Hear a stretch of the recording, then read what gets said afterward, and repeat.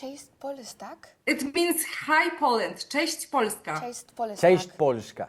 Hello. It's nice to meet you. I'm Monica from Glamour Poland. Nice to meet Very you nice too. to meet you. This is such a beloved story. What was your first encounter with that story? For me, it was when I read the book, when I got the part, because it's my mom's favorite book. So I did know about it in just that kind of superficial way.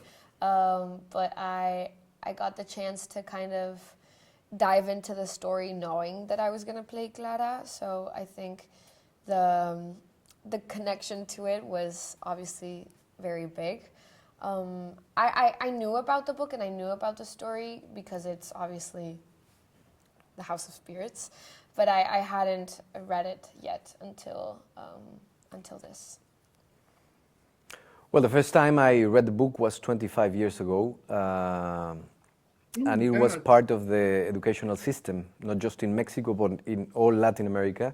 At that time I was reading, and I remember it very well, Grapes of Wrath, Labyrinth of Solitude, and House of Spirits. And I remember when I visited that novel, it didn't feel like a homework. I really enjoyed going into that universe, going into that world, and it was incredible to just be invited 25 years later to be part of this amazing, iconic novel that was translated into 40 languages, that was a bestseller all over the world, and I felt very happy, and not just me, all the team, because we understand the power and the potence that this novel has all over the world.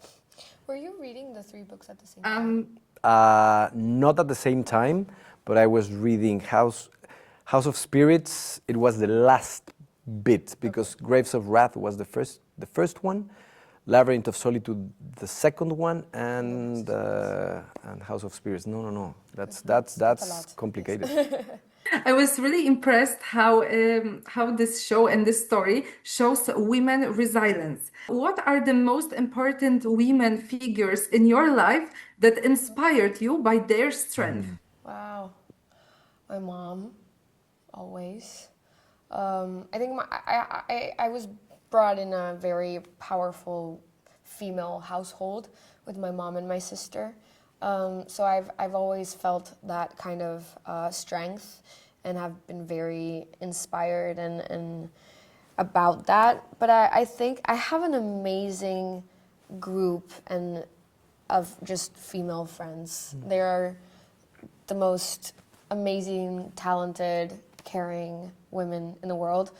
And I think the vulnerability of all of them kind of is what shows me how strong women can be in their vulnerability and with that. And I think that in the show you can see it as well a lot. And I love that you said that, because I always say this, but there's a metaphor that I kind of made up in the show, which is, if you notice, all of the female characters change actress except Alfonso, except Esteban Trueba. And I think that's a very interesting way to show how, through time, women have to adapt and change into like society and survive. And the only way to survive is to adapt yourself. It's a great metaphor. And Esteban Trueba is like, it's patriarchy, right? It's there's no change there. Yeah. And the one that kind of stays the same and maybe can change a little bit, but always like from the inside and always attacked from the women. It's a great perspective. Great perspective. Yeah. In my case, yes, my mother, my grandmother. Even though I met my grandmother just in the very last period, I remember sitting down with her and her telling me all her stories when she was living in Zacatecas, in Nochistlán, which is a very tiny place in Mexico, in the northern part of Mexico. And it was admirable, her resilience in such a strong environment, full of, in Mexico in the 1930s, very interesting, strong, hard place to live in as a woman. and I really admired her resilience and also the resilience of my mother. So I admire them, and they were very strong figures in my life. Thank you. 29 of April, so we'll See you there. see you there. Amazing. Thank you. Bye. Bye.